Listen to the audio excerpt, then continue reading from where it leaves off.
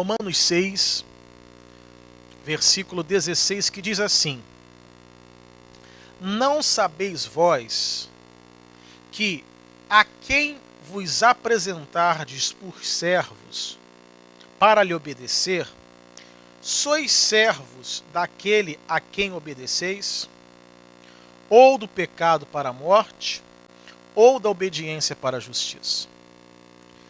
Então, o que Romanos nos ensina?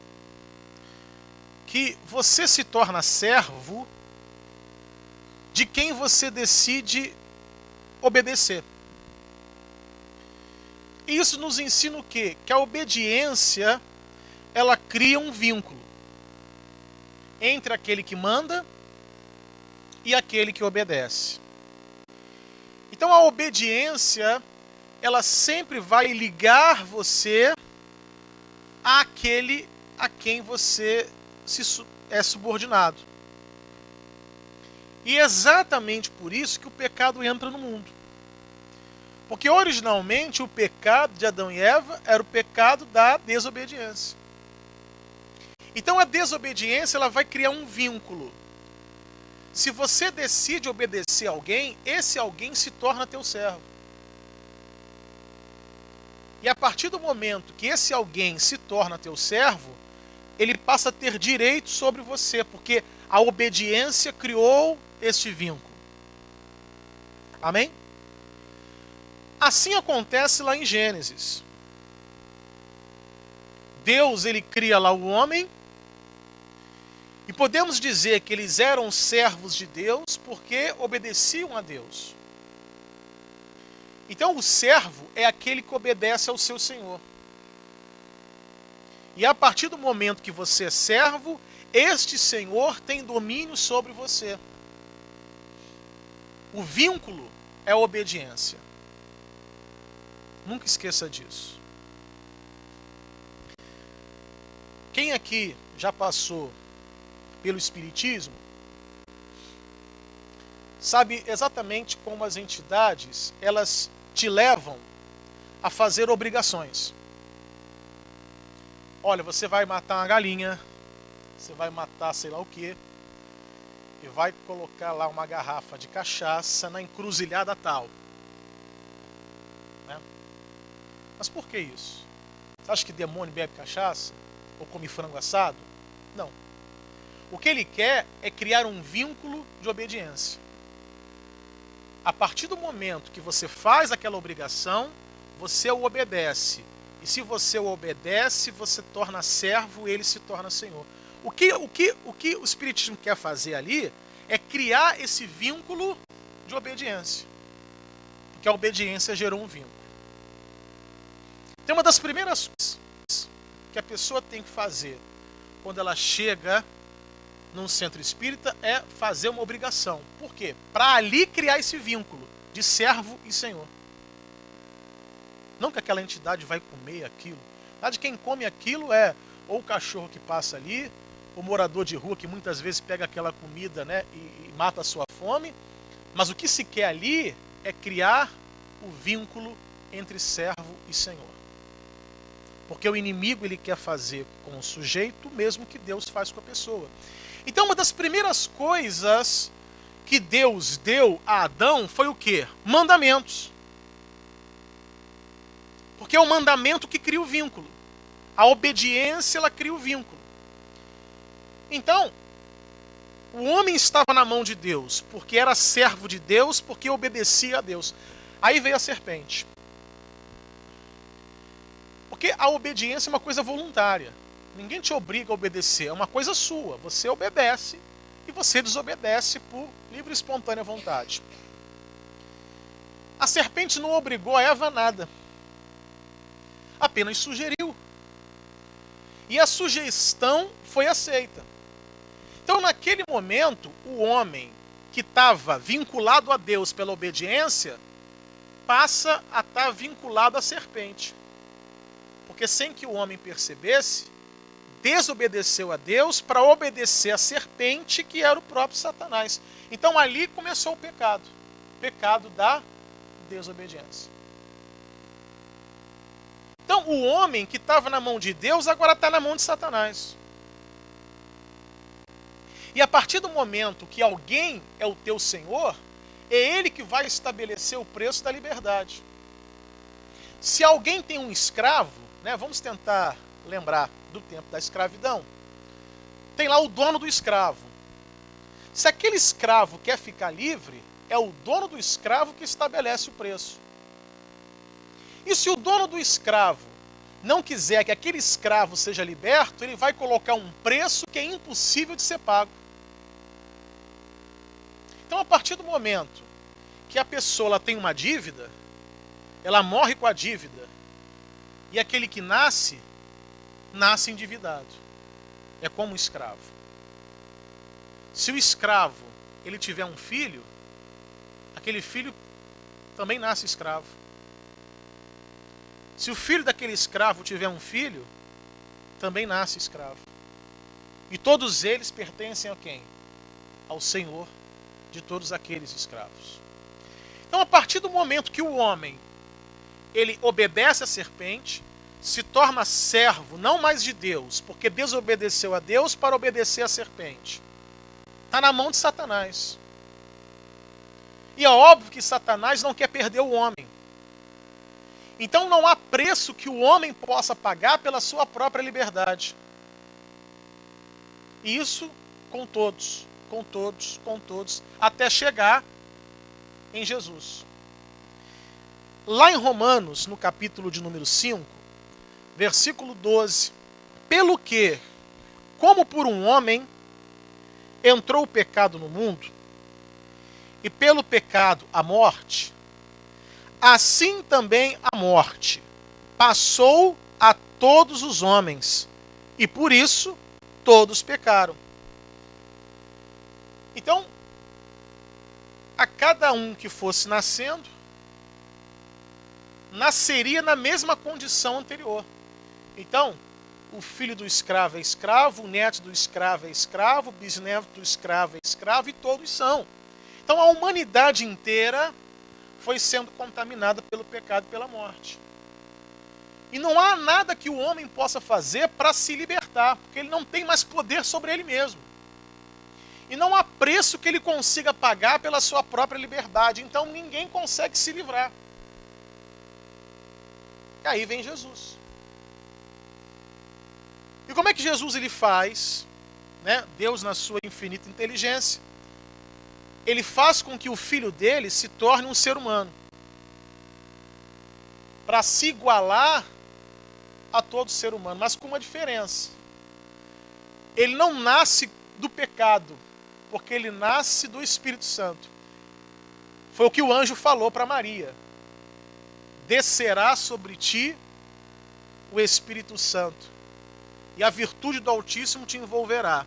Ou seja, o que vai nascer ali não é algo que vai nascer contaminado pelo pecado do homem, porque não nasce do homem, né? A Maria é a primeira barriga de aluguel da história da humanidade. Deus só usou o ventre dela para gerar.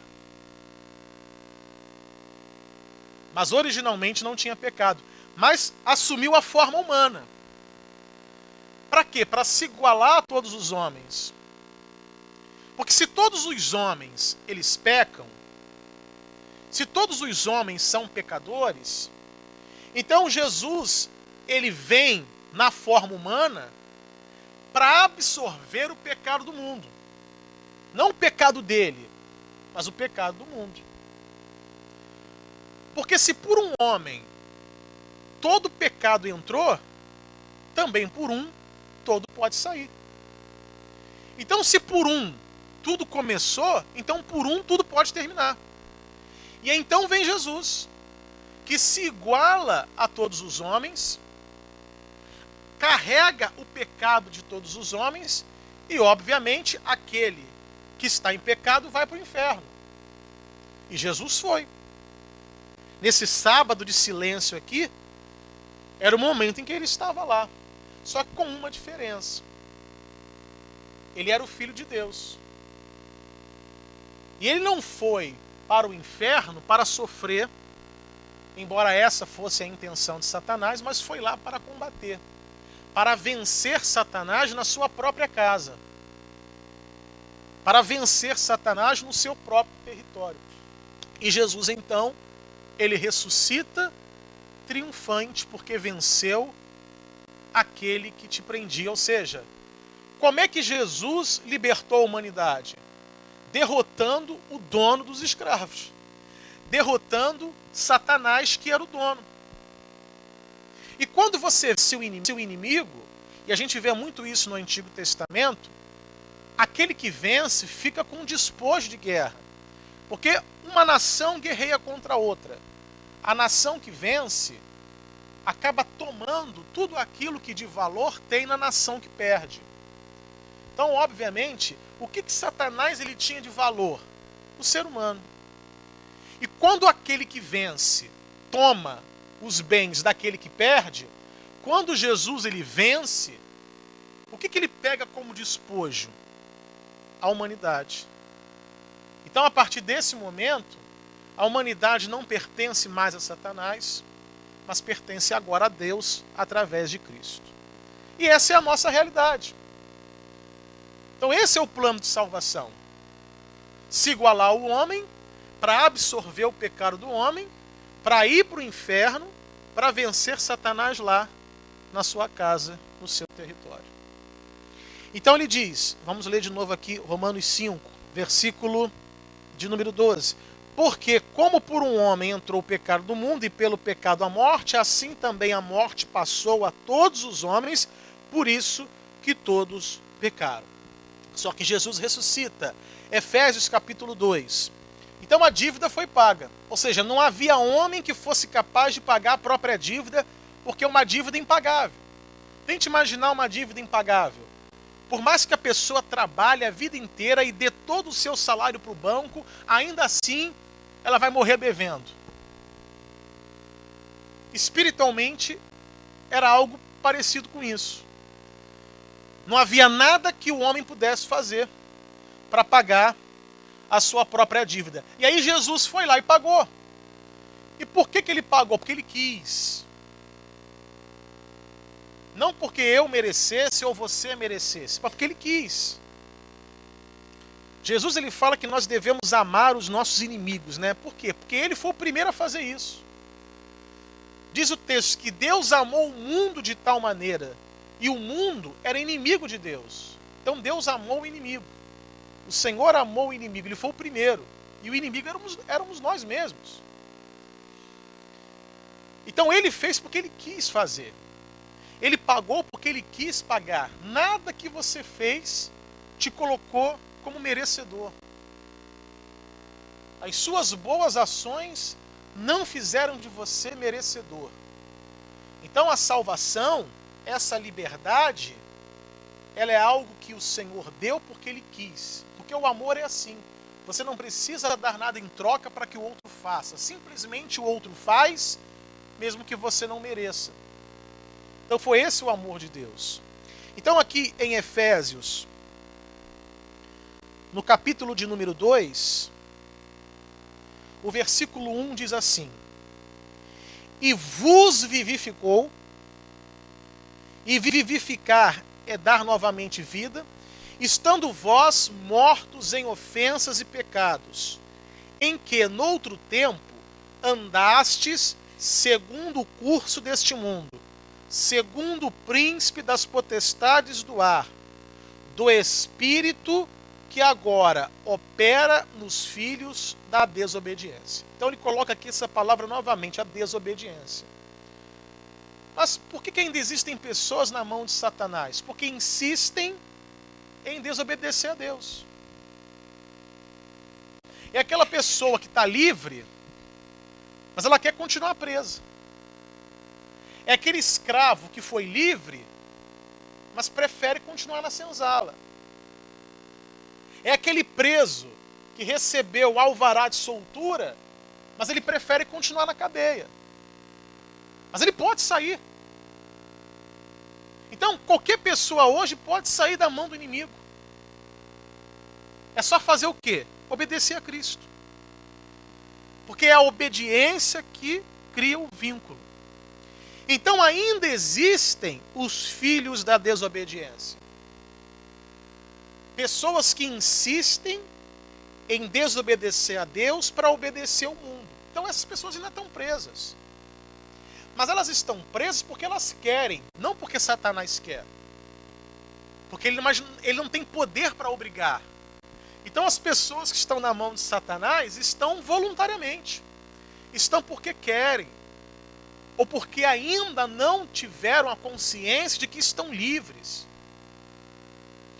Assim como aconteceu no Brasil, né, depois que a escravidão terminou, a notícia não chegou para todo mundo, né? Essa é a verdade. Então muitos ainda estavam escravizados sem saber que estavam livres. Assim é a humanidade. Então, antigamente, quem estava preso porque Satanás obrigava. Hoje quem está preso porque não tem a consciência de que Jesus libertou. Ou porque gosta do mundo. E prefere ficar no mundo. E prefere servir ao mundo. E, consequentemente, ficar na mão do dono do mundo. Então diz aqui, versículo 4. Aliás, versículo 3. Efésios 2:3. Entre os quais todos nós também, antes, andávamos nos desejos da nossa carne, fazendo a vontade da carne e dos pensamentos. Então essa era a realidade antes. É a pessoa que ela busca o prazer e a satisfação. E esse é o espírito do mundo. O que o mundo diz? Você tem que ser feliz. A propaganda é essa, tem que ser feliz. E para você ser feliz, você pode fazer o que você quiser. Faça o que quiser para ser feliz. Porque o que importa para o mundo é essa busca da felicidade. E é uma propaganda boa, né? Porque todo mundo quer ser feliz. Só que os elementos que o mundo dá na tentativa da pessoa buscar a felicidade é que são ilusórios. Porque a propaganda é sempre boa. Mas na hora de entregar o produto, Satanás não entrega. Então quando ele chegou lá para Eva, fazendo a propaganda, olha, que vai ser bom, você vai ter os olhos abertos, você vai ser igual ao Altíssimo. A serpente fez uma propaganda muito boa, mas não entregou o produto. Pelo contrário, ela recebeu como recompensa a morte, a expulsão do Éden, a separação de Deus. Então o mundo é sempre assim. Faz uma excelente propaganda, mas não entrega o produto. E a pessoa acaba se frustrando, se machucando, se desiludindo, se matando, se suicidando. É o exemplo também do filho pródigo. O que faz um sujeito que tem tudo na casa do pai se aventurar pelo mundo? A propaganda. Porque a propaganda do mundo é muito boa. Então o cara tinha tudo lá, ao lado do pai, na casa do pai, na presença do pai, mas ele decide, pai, eu quero ir embora, vou viver a minha vida pelo mundo. A propaganda foi boa, mas o produto não foi entregue. E aí então ele começa a passar necessidade, perde tudo, e por fim vai lá apacentar os porcos, e por causa da fome teve vontade até de comer a comida dos porcos. Aí ele vê que a casa do pai era o melhor lugar que ele estava, e até então ele não sabia disso. Então essa é a realidade hoje. Então o mundo faz a propaganda, a pessoa abraça. O que é importante é ser feliz. Então vai ser feliz. Faz o que você quiser, extravasa, seja quem você quiser, vá para onde você quiser, você é livre. E a pessoa ela vai, mergulhada nessa propaganda do mundo, tentando isso, tentando aquilo, fazendo aquilo outro, na tentativa de buscar aquilo que ela chama de felicidade. E não busca, porque não encontra. O máximo que ela consegue são momentos esporádicos de alegria, mas que não se sustentam por muito tempo. Ela tem que então buscar uma outra coisa, fazer uma outra coisa para conseguir desfrutar de um instante de alegria. E a pessoa vai vivendo assim, buscando a felicidade, buscando a felicidade. A pessoa está lá no 13º casamento e não buscou e não encontrou a tal felicidade. E ela está buscando. E não encontra. Por quê? Porque não tem. É só uma ilusão. Ela abraça todas as possibilidades possíveis e não chega lá. E morre sem encontrar. Então, antes, nós éramos assim. Vamos ler de novo aqui o versículo 3. Entre os quais todos nós também antes andávamos como? Nos desejos da nossa carne, fazendo a vontade da carne e dos pensamentos. Ou seja, o que dava na cabeça a gente fazia. Porque o mundo diz o quê? Que você pode tudo. O mundo diz assim, você pode tudo. Então faça o que dá na tua cabeça.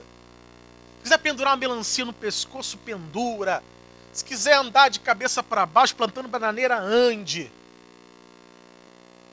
Se quiser botar brinco e piercing no rosto inteiro, faça. Se quiser tatuar o corpo inteiro, faça o que você quiser. Porque o que importa é o prazer. É alcançar a alegria, a satisfação. Então faça tudo que você imaginar. E a pessoa vai fazendo, mas sabe, sempre está faltando alguma coisa. Então ela tem que fazer mais, e fazer mais, e fazer mais, ela nunca chega lá, porque não existe esse lugar. Não existe. E a pessoa ela fica lá, ela não está percebendo que está igual o povo no deserto, girando em círculos, e não entra na terra prometida. E o povo está lá 40 anos girando em círculos. Será que não percebe? Acho que eu já passei por aqui. Né? Você está girando em círculo 40 anos. Aí, eu acho que eu já passei por aqui. E na vida é assim. E a vida é assim. A pessoa fica girando em... Mas isso já me aconteceu antes? Isso, aconteceu mesmo, você está girando em círculo. Aí você passou por o problema que está aqui, quando você der a volta de novo, vai encontrar o mesmo problema. E a pessoa está lá buscando a felicidade e não encontra.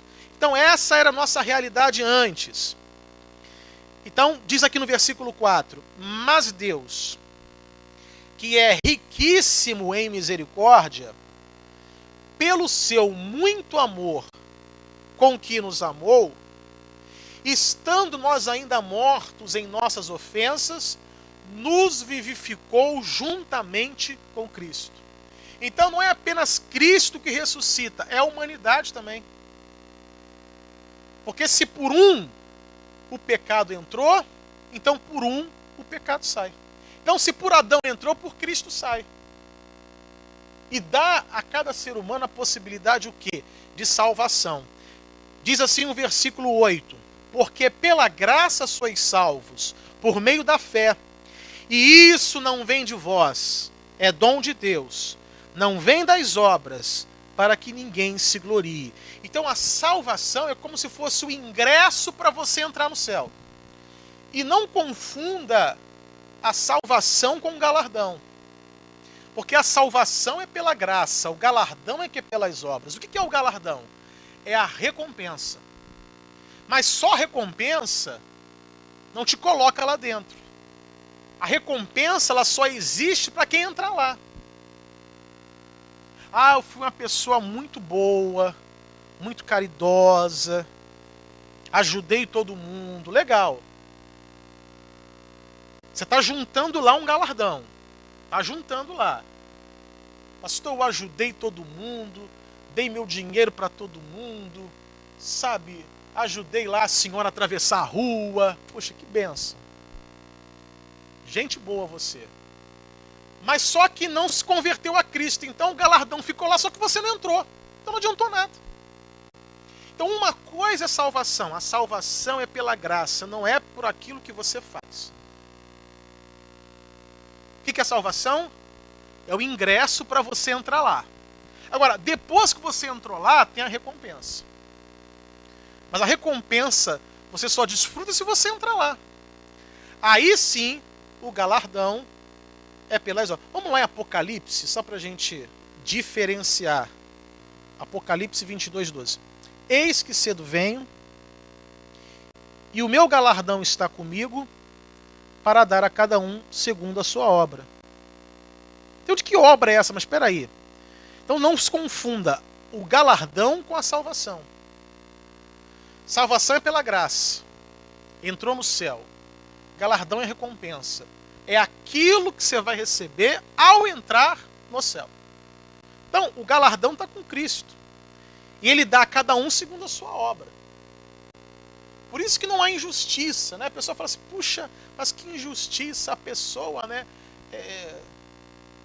faz tudo que é errado na vida, aí quando está lá agonizando lá no hospital, ela não consegue nem falar, mas aceita Jesus, entrou no céu, o outro tem lá uma vida lá reta a vida inteira e também vai para o céu. Não, não há injustiça. Até porque esse que aceitou a Cristo no último instante da vida não teve tempo de juntar galardão nenhum. Então ele só vai entrar. Que para ele já vai ser muito bom. Agora, você que está vivendo aí uma vida com Deus, você não está vivendo à toa, você está juntando galardão. É aqui Jesus ensinava, né, de juntar tesouro no céu. Né? Como é que você junta tesouro no céu? Já pensou nisso? Trabalhando para ele. É óbvio. Porque o salário é de acordo com o trabalho. Recompensa de acordo com o trabalho. Como é que você junta alguma coisa? Né? Como é que você junta o seu dinheiro? Você trabalha. E aquele dinheiro que você recebe pelo seu trabalho, você vai lá e coloca no banco. Então você junta, todo o tesouro que você junta, ele é pelo trabalho que você faz. Obviamente, né, quando alguém o faz de forma honesta. Né? E até aquele que é desonesto, de certa forma, trabalhou desonestamente. Mas enfim, então o dinheiro que alguém tem, ele foi gerado pelo trabalho que alguém fez. E obviamente, como é que alguém ajunta tesouro no céu? Trabalhando aqui na terra. E você vai desfrutar disso quando? Quando você chegar lá. É igual a aposentadoria, né? Vai descontando lá o INSS, né? Quando você te fizer uns 120 anos, você se aposenta, aí você vai desfrutar, né? Vai ser mais ou menos assim, né? Aí você vai conseguir desfrutar da aposentadoria. Se chegar, não. Vai chegar, o crente chega. O crente chega. Né? Não fique preocupado com a aposentadoria, com mudança de regra, porque o crente vive muito. Amém? Então vai dar tempo para o crente se aposentar. Mas é assim. Você vai contribuindo lá ao longo dos anos para depois desfrutar daquela aposentadoria. Você não pode desfrutar de imediato, tem um tempo. Então, aquilo que você faz para o Senhor, aquilo que você faz na obra dele, vai acumulando esse galardão que quando você chegar lá, você vai desfrutar. Então, mas o principal é a salvação, porque se você não entrar no céu, não vai ter galardão nenhum. Então, a salvação é o principal. E a salvação é pela graça.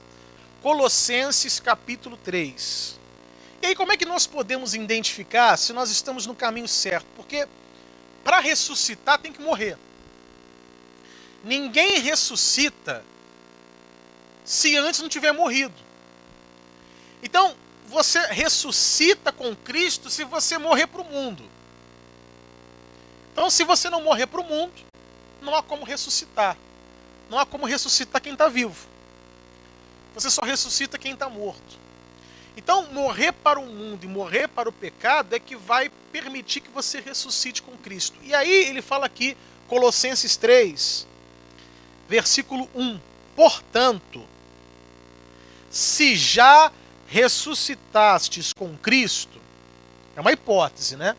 Se já ressuscitastes com Cristo, buscai as coisas que são de cima, onde Cristo está assentado à destra de Deus. Pensai nas coisas que são de cima e não nas que são da terra, porque já estáis mortos e a vossa vida está escondida com Cristo em Deus. Então, se já ressuscitastes, ele diz, buscai as coisas que são de cima, pensai nas coisas que são de cima. Então, como é que a gente identifica isso? Você vai olhar para onde está o seu coração e o seu pensamento. Está voltado para onde? O seu pensamento e o seu coração é como uma bússola que está apontando para algum lugar. O teu coração e o teu pensamento está apontando para Deus, para as coisas de Deus, que envolvem Deus, aonde Deus está, ou o teu coração e o teu pensamento está apontando para o mundo, para as coisas do mundo, para coisas que existem no mundo, naquilo que você vai conquistar no mundo, daquilo que você vai desfrutar no mundo. Então, o teu pensamento e o teu coração é como uma bússola que está apontando para algum lugar. Você tem que saber para onde está apontando. Porque aí você vai identificar se ressuscitou ou não. Para onde está? Cada um tem que avaliar. Quando ele fala aqui de buscar as coisas que são de cima, é quando a pessoa ela mostra o interesse por aquilo que é de Deus. Porque ela passa então a descobrir um outro prazer. E prazer é uma coisa que quando você tem, você quer repetir aquilo ali. Você quer repetir aquilo ali. Uma vez o Daniel deu um pedacinho de chocolate para o Gustavo, ele fez uma cara feia quando estava mastigando, mas depois queria tudo, né? Nunca tinha comido na vida chocolate. Botou lá um pedaço, fez aquela cara feia assim, mas depois ele foi mastigando, gostou e pegou a mão querendo mais. Quando você tem um prazer, aquilo cria uma memória de prazer em você. Então você passa a ter uma referência. Se você diz, tal comida é boa, você tem uma referência de comida boa. Mas por quê? Porque você também já comeu uma comida que é ruim. E por ter comido a boa, por ter comido a ruim, você consegue comparar uma com a outra e dizer, essa é boa, essa é ruim. Por quê? Porque você já tem uma referência do que é bom e do que é ruim. Quando a gente fala de Deus para a pessoa, do prazer em Deus, muitas pessoas não conseguem entender. Porque ela não consegue enxergar prazer naquilo que ela nunca provou.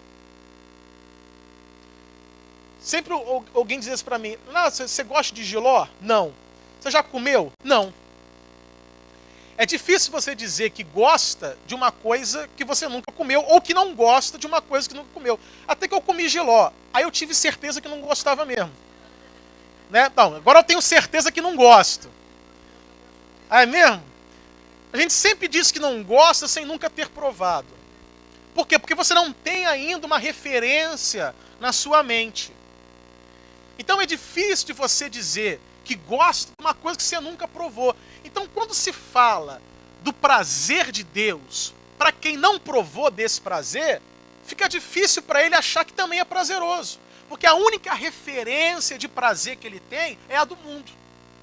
A única referência que ele tem de alegria é do mundo. A única referência que ele tem de entretenimento e de lazer é do mundo. Ele não provou de Deus para saber que Deus é bom e que é superior ao mundo. Então a pessoa, ela não consegue. Mas ela tem que provar. Porque quando ela provar, ela vai descobrir um outro padrão de prazer, que está infinitamente superior ao do mundo. Aí sim, ela vai abraçar Deus e desprezar completamente as coisas do mundo. Por quê?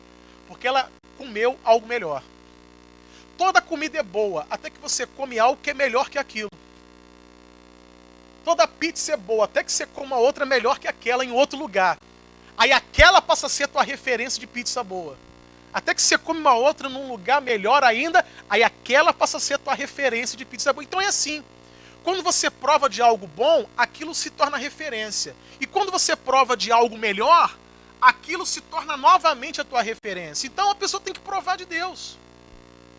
Mas enquanto ela não provar de Deus, ela ainda está com a mente dela condicionada ao prazer do mundo, das coisas do mundo, que o mundo oferece.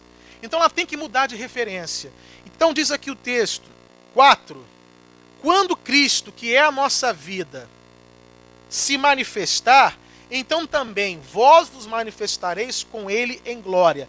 E aí ele fala aqui no versículo 5, mortificai, pois, os vossos membros que estão sobre a terra, a prostituição, a impureza, o apetite desordenado, a vil concupiscência e a avareza, que é a idolatria, pelas quais coisas vem a ira de Deus sobre os filhos da desobediência. Então, os filhos da desobediência, aqueles que obedecem ao mundo e, consequentemente, desobedecem a Deus, ainda estão vivendo isso aqui.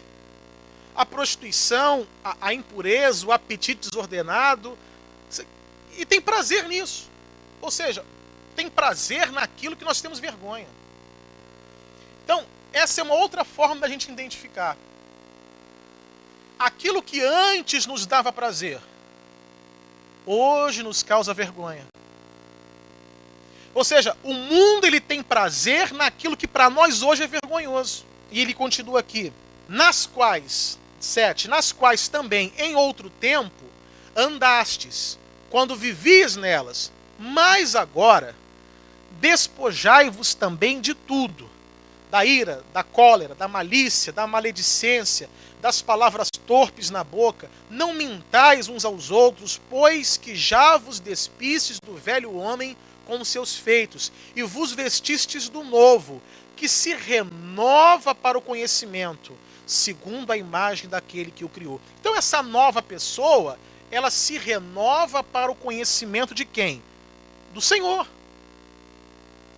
Então a pessoa, da mesma forma que ela aprendeu ao longo da sua vida os prazeres desse mundo, e você passa a ter prazer pela experiência que você tem. Ou seja, se eu gosto de uma comida porque eu provei, então eu tive aquela experiência de saborear aquela comida, então eu passei por aquela experiência. E com Deus também, a pessoa tem que passar pela experiência, porque é a experiência que prova para você que tal coisa é boa. E a experiência em Deus é que vai provar para você que Ele é melhor. E o apóstolo Paulo, quando você estuda as cartas de Paulo, você vai perceber isso. O quanto ele tinha prazer nas coisas de Deus. Você vai olhar os salmos de Davi e você vai ver quantas vezes Davi lhe diz, eu amo a tua lei, eu amo a tua palavra, eu amo meditar nos teus preceitos. Você percebe em Davi uma devoção, um prazer e uma alegria no quê? Nas coisas de Deus. Mas quem hoje pode dizer isso? Puxa, eu tenho tanto prazer de ler a Bíblia. Não, feriadão, né? O que eu vou fazer no feriadão? Vou viajar? Vou dar um passeio? Vou ler a Bíblia? É tão difícil a gente ver isso. Ah, tô doido para chegar o feriadão semana que vem, né? Dia 21, não é isso? Olha, um feriadão, vou ficar em casa para ler a Bíblia. É difícil de ouvir isso hoje. Porque a mente do sujeito ainda está condicionada aos prazeres que ela encontra lá fora. Então, quando ela tem uma oportunidade de um lazer, de um fim de semana, de uma folga, de um feriado, ela vai buscar o quê? Ter prazer naquele dia. Até porque muitas pessoas, infelizmente, não enxergam o seu trabalho como prazeroso. Muitos enxergam o trabalho apenas como uma forma de obter renda. Ela não tem prazer naquilo que faz. E isso ainda é pior, porque se ela não tem prazer naquilo que faz, ela vai tentar ter prazer no dia de folga. E ela vai ter prazer aonde? Naquilo que é do mundo. Ah não, vou tirar um feriadão para mim orar. Vou aproveitar sexta-feira que vem, que eu vou ficar em casa, eu vou orar, eu vou buscar a Deus, vou orar em línguas, vou ler a Bíblia, vou ler os livros que eu peguei na igreja, que até hoje eu não li. Só li só o índice, só li só o prefácio, a introdução, as primeiras páginas. Vou colocar minha leitura em dia, não. O que eu vou fazer no feriadão? Eu vou botar a série em dia. Eu estava lá vendo lá uma série no Netflix lá. Vou terminar a temporada inteira no fim de semana. Mas é assim. Por quê? Porque de alguma forma os prazeres que esse mundo proporciona ainda causam uma forte referência dentro de nós. Então as coisas de Deus acabam ficando para depois. Versículo 10. E vos vestistes do novo, que se renova para o conhecimento, segundo a imagem daquele que o criou. Porque quando a gente fala de novo nascimento, também temos que falar de novo aprendizado, porque todo aquele que nasce, ele tem que aprender. Então, quando uma criança nasce, não basta apenas ela nascer, ela tem que aprender, e aprender o que é certo. Então, quando o sujeito nasce de novo, ele passa por aquilo que a Bíblia chama de novo nascimento, ele tem que ter, então, um novo aprendizado. Ele tem que aprender, ele tem que desaprender com o mundo para aprender com Deus. Então, um novo nascimento, ele vai exigir um novo aprendizado. E aí é o que ele fala. Renovando para o conhecimento, segundo a imagem daquele que o criou. E o conhecimento é uma coisa que você adquire pela experiência.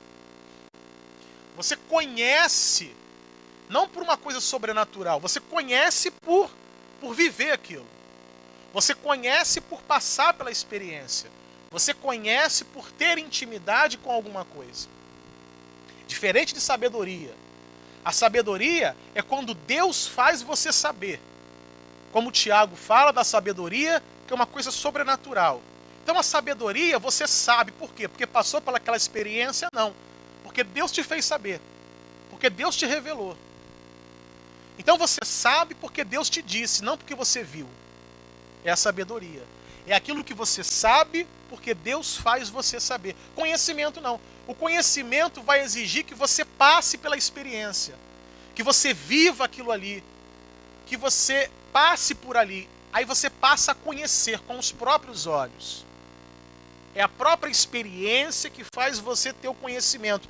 Então, se a Bíblia fala que o novo homem, ele se renova para o conhecimento, ou seja, eu me renovo para que eu tenha esse conhecimento de Deus, pelas experiências que eu tenho que ter com Ele, para conhecê-lo na minha vida. Então, nós temos que aproveitar o nosso tempo para buscar esse conhecimento, para buscar essa aproximação, para buscar essa intimidade, segundo a imagem daquele que o criou. E aí você se torna novamente esta imagem e a semelhança de Deus, que era o original do homem lá em Gênesis. Ele deixou de ser imagem e semelhança de Deus para ser imagem e semelhança de Satanás. Agora, você tem que aprender novamente a ser essa imagem e semelhança de Deus, porque Cristo, ele te regenera.